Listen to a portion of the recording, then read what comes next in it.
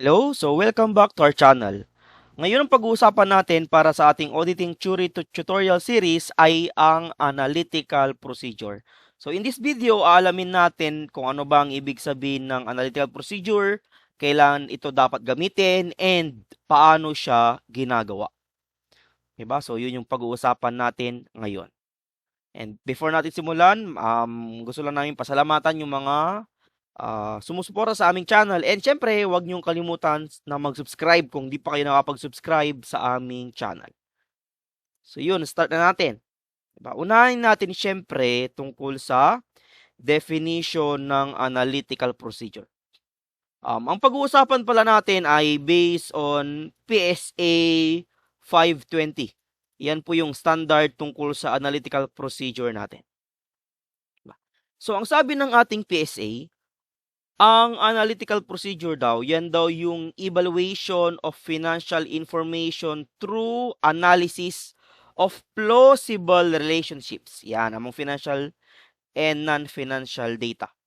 So pag sinabing analytical procedure, 'di ba? Ang tinitingnan natin diyan is yung relationship ng mga bagay-bagay, 'di ba?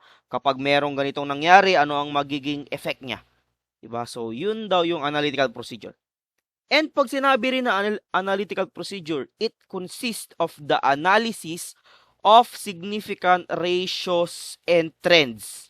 Yan. Titingnan mo yung mga ratio or yung mga trends, ibig sabihin kung paano ba ang nangyari from past, diba, to the current and to the future. So, pinag-aaralan natin yung mga changes sa bagay-bagay. Diba? So, yun, it includes the resulting investigation of fluctuations and relationships that are inconsistent with other relevant information or deviate from predictable amounts. So dito sa analytical procedure, nakikita natin yung mga unusual na nangyayari, 'di ba? Yung mga fluctuations, 'di ba? Kasi nga ang isang information, 'di ba? Dahil pinag-aaral natin yung kanyang plausible relationship, ibig sabihin, nakikita din natin kung ano yung mga possible na magiging amount niya or range ng amounts niya or kung ano yung magiging mangyayari, 'di ba? And kung meron tayong ganun na plausible relationship, madali din natin makita, 'di ba? Makikita din natin kapag merong unusual na amount or transaction or pangyayari. Bakit biglang naging ganito yung amount na to? Dati naman ganito Bakit biglang naging ganito, 'di ba? So ganun yung ating analytical procedure. Okay ba? Yun. Pero para mas maintindihan natin, ito yung 4 basic steps tungkol sa analytical procedure, 'di ba? Una, at syempre ang pinakaimportante, 'di ba? Yun, kailangan nating mag-develop ng tinatawag na expectation, 'di ba? Ano ba yung expected mo, 'di ba? Yung expectation kasi maraming pwedeng basis 'yan eh. Pwedeng from past experience, pwedeng from external forces, from internal sources, 'di ba? Yan. Pero yun, pag sinabi expectation or tinatawag natin na benchmark, 'di ba? Yan yung ano kaya yung tama, 'di ba? Possible, or probable amount ng isang item ngayon, 'di ba? So pag sinabi expectation, pwede yang manggaling from comparable information for prior periods. Yun nga sinasabi natin. Example, for the past 5 years, tumataas ng 10% ang sales. 'Di ba? For the past 5 years, tumataas ng 10% yung sales. So malamang ang ina-expect ni auditor, this year tataas ulit siya ng 10%, 'di ba? So pag biglang tumaas ng 30%, uy, kaduda-duda na 'yon, 'di ba? So yun yung purpose ng ating analytical procedure. Makikita niya yung mga unusual transactions, 'di ba? Next source of expectation natin, 'di ba? Pwede rin tayong gumawa ng benchmark from anticipated results. Sabi nga natin diyan, budgets and forecast. Yung budgets and forecast kasi pwede yung based on past din, 'di ba? Pero hindi lang 'yon, marami pa nga tayong other factors na kino-consider diyan, 'di ba? So pwede nating gawin as expectation yung budgeted. Example, merong budgeted sales yung company, 'di ba? Based on different analysis ng company kung ilan yung magiging budget niya. So pwede nating gawin 'yon as expectation. Pangatlo, pwede rin natin tignan yung similar industry information or yung mga industry averages. Ilan yung sales ng mga competitors natin or ng mga ibang company in the same industry. So, pwede rin natin gamitin yon as expectation. Pang-apat, relationships among the financial statements. So, pwede natin yan, I compare. Ang sales natin ay laging for the past 5 years, 120% of cost of goods sold. Diba? So yun, this year, dapat siguro ang ating sales dapat 120% of cost of goods sold din. Diba? So yun, pwede din natin yung gamitin as yun, benchmark natin. And lastly, relationships between financial and non-financial data. Example, pag lumalaki yung company, pag dumadami yung sales personnel ng company, diba? Dapat tumataas yung kanyang sales. Diba? Pag dumadami rin yung kanyang branches, tumataas din yung kanyang sales. So yun yung example ng relationship between financial and non-financial data. So yan po yung first step and generally pinakamahirap na gawin and pinaka-importante. Diba? Yun yung pinakamahirap expectation. Ano yung in-expect mo? Ano dapat yung amount na to? Diba? So yun. Pangalawa, kapag na-determine mo na expectation, kailangan mo rin i-determine yung amount of difference from the expectation that can be accepted without investigation. Yan yung amount na kahit different siya from your expectation ay okay lang. Walang investigation lang. Okay lang, di ba? So yan yung application natin ng materiality, di ba? So aalamin mo kung magkano yung materiality, yung material difference from the amount na ma-determine mo and yung expectation. Pag lumagpas doon, material na, kailangan mo ng further investigation. Okay ba? Pero kapag hindi naman siya lumagpas doon sa sinet mo na materiality, o di okay lang. Ibig sabihin, pasok siya sa allowable difference mo. Okay ba yun? So, yan yung application ng ating materiality sa analytical procedures natin. Number 3, yun, i-compare mo na, di ba? So, alam mo na yung expectation, alam mo na yung benchmark mo, alam mo na yung materiality mo, di ba? I-compare mo na ilan yung recorded amounts, di ba? Ilan yung amount ng item na yun ngayon doon sa ine-expect mo sana based on your expectation, di ba? So, i-compare mo. And pag may difference, yun. And syempre, kapag na-determine natin na significant yung difference or lumagpas ng materiality level yung difference, kailangan mo siyang i-investigate. Diba? Kasi yung difference niya kapag hindi siya significant, hindi mo siya kailangang investigate eh. Pero pag significant, kailangan mong investigate and evaluate yung difference. Pag sinabing investigate, una, tanungin mo si management. Diba? Management, bakit ganito yung recorded amounts? Ito yung expected value ko. Bakit ganyan yung recorded amounts? And syempre, alam naman natin na pag-usapan na natin dati sa evidence, ang inquiry ay hindi po yan sapat. Diba? Na evidence. Pag gumagawa ka ng inquiry, kailangan ng corroborating evidence. Kaya kailangan mo pang mag-perform ng other audit procedure. Diba? Para malaman mo kung tama ba yung sinasabi mong ng management or mali. Diba? Based doon sa another procedure na ginawa mo. Malinaw? So, ayun po yung steps natin tungkol sa analytical procedure. Diba? Yan lang yung steps natin sa analytical procedure. 4 lang. Diba? Pero sabi nga natin, ang pinaka-importante dyan, diba, expectation. Nagbigay din tayo ng different sources ng expectation natin. Diba? Ngayon, pag-uusapan natin yung different types of analytical procedure, syempre, depende na sa expectation. Di ba? Dahil nga marami tayong base ng expectation, so meron tayong iba't ibang klase ng analytical procedures tungkol dyan. Una, yung tinatawag na trend analysis. Di ba? Pag sinabing trend analysis, yung expectation mo ay binabase mo siya, di ba? Yun, depende sa changes in an account balance over time. Di ba? Ilan ang sales mo last year? Ilan ang sales mo ngayong taon, di ba? So yung expectation mo, ibabase mo siya doon sa mga past experiences, doon sa historical information na 'yon, di ba? Ilan yung amount last year ng sales mo, example, or kapag assets yung hinahanap mo, di ba? Ilan yung expected assets mo, depende kung magkano yung assets mo over the past years, okay ba?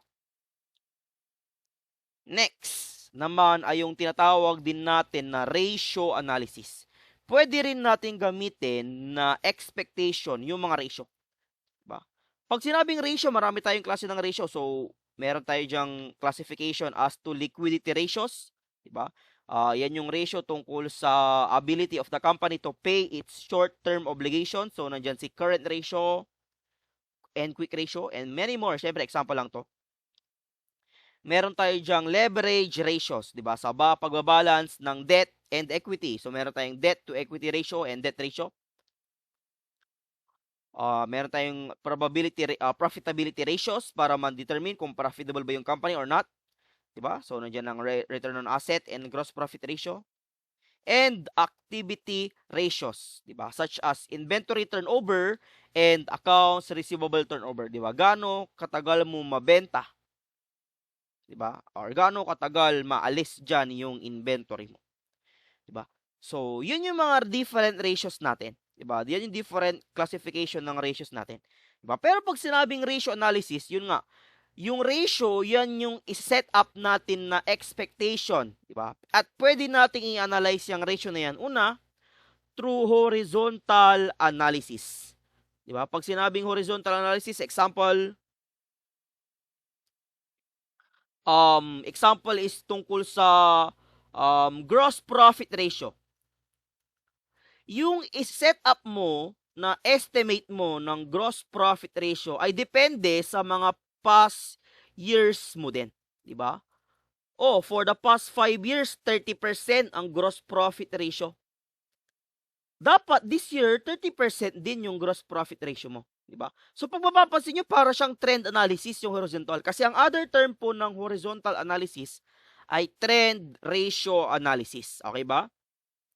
So, tinitingnan mo yung ratio tungkol sa mga past performance niya. Yung mga changes din sa mga ratios na yan. Next naman is vertical analysis or tinatawag din na common size FS. Kasi dyan, kino-compare mo yung isang account sa different account in the same period. Example, ilan ang net income mo compared to sales? Diba? Ilan ang net income mo compared to sales or net income over sales? So, yan, return on sales yan. Diba? So, yan pwede mong gamitin as expectation yan. Okay ba? Yung vertical analysis or common size FS analysis. And lastly, pwede mo rin gamitin yung information from the industry. Diba? Ilan ang current ratio ng competitor or ilan yung current ratio ng industry, ilan yung quick ratio ng industry average, diba? So pag sinabing intercompany or tinatawag din siyang cross-sectional analysis, kino-compare mo yung ratio mo or yung ratio ng client mo doon sa ratio ng ibang company. Diba? Kaya tinatawag siya na intercompany or cross-sectional analysis. Malinaw? So, yan yung first two most common types of analytical procedure. Actually, yan din yung dalawang pinakamadaling gamitin, di ba? Para makapag-set up ng expectation ang isang auditor. Pero meron pa tayong other two na pwede pang gamitin. So, una, nandyan yung tinatawag na regression analysis. Pag sinabi kasing regression analysis, yan ay more sophisticated analysis, di ba? Ibig sabihin, mas marami kang factors na kinukonsider. Hindi lang, kasi yung trend tsaka ratio analysis, one-dimensional lang siya. Titignan mo lang yung ratio, titignan mo lang yung mga past amounts, di ba? So, ganun lang sila. Pero pag sinabing regression analysis, marami kang factors na i-consider, di ba? May mga risks, may mga amounts, standard deviations, blah, blah, blah. Gumagamit ka dyan ng statistical models to quantify the auditor's expectation. Diba? So, pwede ka dyan gumamit ng formula or mga tables na ginagamit sa statistics. Okay ba? So, yun yung tinatawag na regression analysis. And another one, diba? Yung last type natin is tinatawag na reasonable test. Diba? Another sophisticated analysis yan, pero hindi tulad ng regression analysis, si reasonable test, hindi po siya gumagamit ng statistical models. Hindi niya kina-quantify yung kanyang expectation, di ba? Ginagamit niya na lang is yun, gumagamit siya ng different factors pero walang statistical models, di ba? Depende na lang yan sa judgment ni auditor, di ba? Kumbaga kapag napanood niyo na yung discussion natin about audit sampling, 'di ba? May konting hawig si regression analysis para siyang statistical sampling, and si reasonableness test naman para siyang non-statistical sampling or si judgmental sampling. Tama, 'di ba? Pero hindi sila parehas. Kinumpare lang natin kasi si regression gumagamit siya ng statistical models. Si reasonableness test naman ay walang ganong na ginagamit na formula. Diba? So, based na lang yan sa judgment and experience ni auditor. Malinaw? So, yun yung two types pa ng ating expectation. So, ano bang ibig sabihin ng sophisticated? Diba? Sabi nga natin kanina, yung unang dalawa, si trend and ratio analysis ay kumbaga one-dimensional. Diba? Itong dalawa na to, 'di ba? Sophisticated sila in a way that maraming mga factors and variables na kailangang i-consider para malaman yung expected amount. Example, 'di ba? In analyzing the growth of the company's sales, o yan, gumagawa ka ng expectation about the sales, 'di ba? The auditor may consider the economy, technology, entities marketing, innovation, and other factors, di ba? So, dito sa dalawang to, maraming factors yung kinukonsider mo. Hindi lang yung past years, hindi lang yung ratios. Malinaw? Di ba? So, ayun po yung 4 types of expectations natin. Next, di ba? Kailan naman dapat at kailan, di ba, saan pwedeng gamitin itong analytical procedure na to sa ating audit? Diba? Una, di ba? Pwedeng gamitin ang analytical procedure sa umpisa as part of the risk assessment process, di ba? Pag sinabi kasing risk assessment process, ginagawa yan ng auditor to understand the entity and its environment to identify and assess the risk of material misstatements, di ba? Yan yung purpose ng ating risk assessment. Ngayon, di ba? Pag ginamit mo yung analytical procedure as part of risk assessment, ang purpose ng analytical procedure mo is to help identify unusual transactions. Yeah. Diba? Para makita mo daw kung saan yung mga unusual transactions, events, or amounts that indicate high risk area. Diba? Para makita mo, diba? Pwede siyang magbigay kasi ng clue kung saan yung mga significant risk, kung saan dapat mag-focus si auditor. Diba? So, yun yung purpose ng analytical procedure sa risk assessment, para makita ni auditor saan yung mga high risk areas. And pag ginamit natin ang analytical procedure dyan sa ating early stage, ang tawag natin doon ay preliminary analytical procedure. Kasi ginagawa mo yan sa umpisa. Malinaw? Next. Yun. Pwede rin natin gamitin ang ating analytical procedure sa substantive procedure. Pag sinabi kasing substantive procedure, yan ay ginagawa mo to provide direct evidence about financial statement assertions and misstatements, di ba? Meron bang material misstatements sa FS or wala? Di ba? So, yun yung purpose ng substantive procedures natin, di ba? And pagdating sa substantive procedure, pwede kang gumawa ng test of details, pwede kang gumawa ng analytical procedure, yun nga, di ba? So yun, dito sa ating substantive procedure, although hindi required, 'di ba? Hindi required ang substantive, ang analytical procedure diyan, 'di ba? Kaso madalas ginagawa ang analytical procedure dito sa part na 'to kasi mas efficient siya sa certain assertions. Example, completeness of various revenues and expense. Example, interest expense, 'di ba? Madali kasing predictable kasi yung mga may mga accounts kasi tayo na predictable tulad ng interest, 'di ba? Sales, madali silang, 'di ba, i-predict unless merong unusual transaction. So ganun, 'di ba? So, yun, minsan mas efficient yung analytical procedure diyan kumpara sa test of details. Okay ba? So ayun. At syempre, kapag ginamit natin ang analytical procedure dyan sa part na yan, ang tawag doon ay substantive analytical procedures.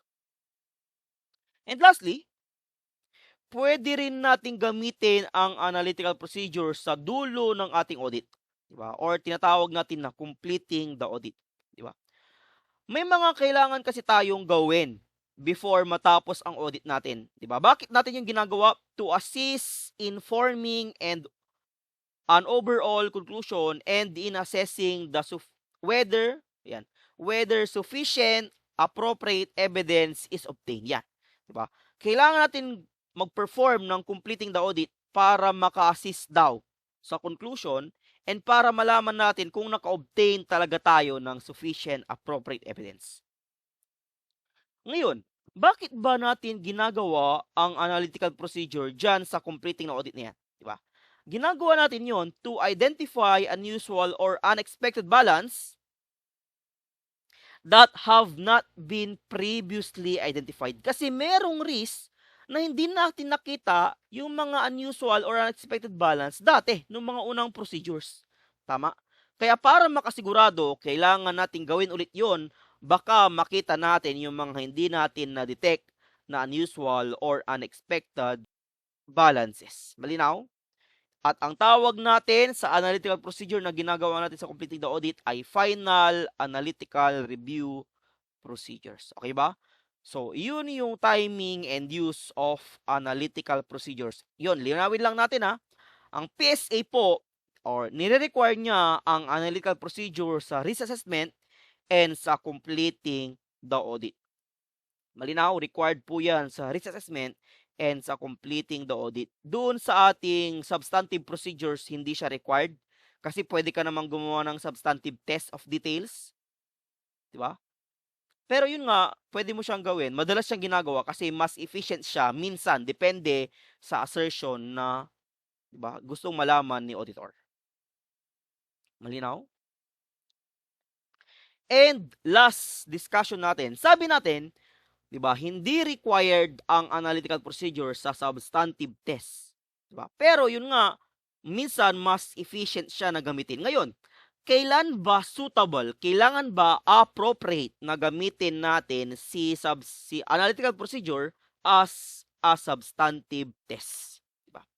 Ang sabi ng ating PSA 520, use of substantive analytical procedure is based on the auditor's judgment about the effectiveness and efficiency yan. Depende kung maging effective ba yung analytical procedure or magiging efficient ba siya or what.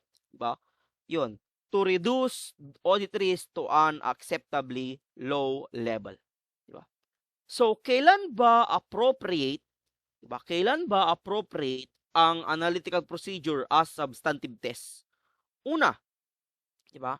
Generally, more applicable daw ang ating analytical procedure sa mga items na merong large volumes of transactions that tend to be predictable over time. Diba?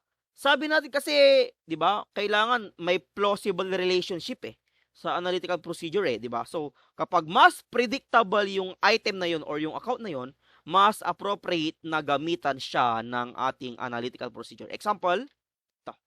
Diba? Analytical procedure is more appropriate for sales. Yan. Diba? Yun. Maraming transaction ng sales and syempre predictable din yan. Depende, diba? Kung gusto ng mga customers yung products mo. Diba? At syempre, hindi appropriate ang analytical procedure sa R&D or advertising. Paano mo ipipredict yung R&D and advertising? Kontrolado ng company yan. Ang sales, hindi niya kontrolado, diba? Depende kung gusto siyang bilhin ng mga customers. Yung R&D, based yan sa decision ng management. Tataasan ba natin yung R&D ngayon or hindi? Ganon din sa advertising, diba? Mag-i-invest ba tayo ng malaki ngayon sa advertising or hindi? So, hindi predictable itong mga accounts na to. And syempre, mayroon pang iba. Diba? Example lang yung dalawang yan. Next. Diba? Appropriate din ang analytical procedure depende sa assessment of the risk of material misstatements. General kasi, ginagawa natin yung analytical procedure pag maganda ang internal control. Diba? As to design, syempre, and pati sa implementation. Ibig sabihin, pag below maximum ang ating control risk, diba? Ay, yun, pwede nating gawin ang ating analytical procedure. Linaw?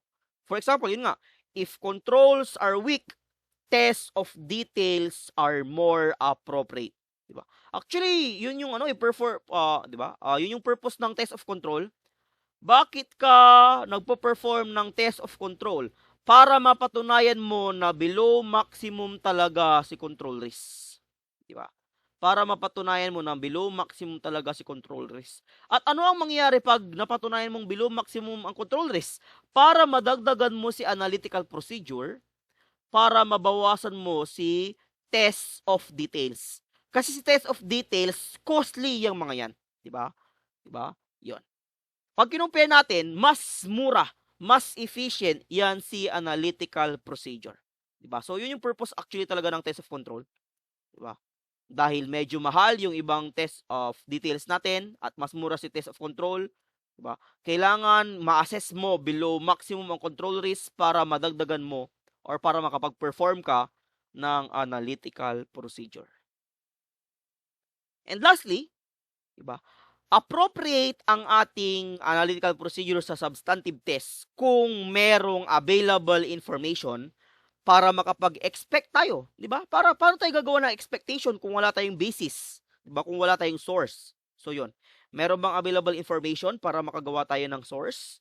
And syempre, reliable yung information, 'di ba? Kapag hindi reliable yung information, malamang yung result din ng analytical procedure ay hindi rin siya reliable, 'di ba? So para maging appropriate yung analytical procedure, kailangan reliable din yung source or yung basis sa paggawa ng analytical procedure. Malinaw? So, ayun po yung discussion natin about analytical procedure. Sana naintindihan nyo siya, although maikli lang yung topic natin. Yun. So, pag meron kayong mga comments, suggestions, pwede nyo po siyang ilagay sa comment section. So, yun, maraming salamat yun sa panonood and sa pagtangkilik. So, pag di nyo pa nagagawa, mag-subscribe na kayo sa aming channel para ma-update kayo sa aming mga uploads. So, yun, hanggang sa next upload ulit natin. Kita-kits tayo doon.